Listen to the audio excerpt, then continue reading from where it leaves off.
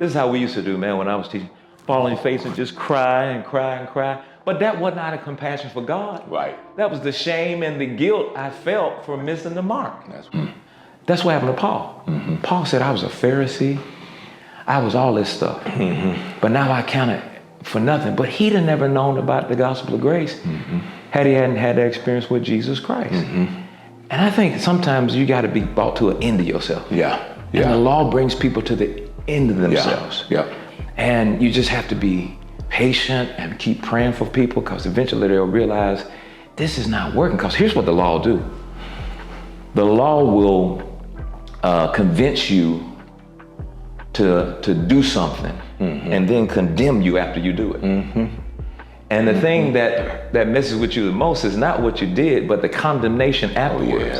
Adam and Eve sinned in the garden, and then they hid themselves because they thought God saw. Shame got them because they thought God looked at them differently, but they looked at themselves differently.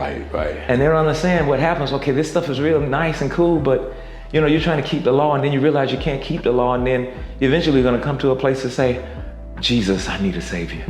Save me, help me, because I am beating myself up. I am so full of shame and guilt and condemnation.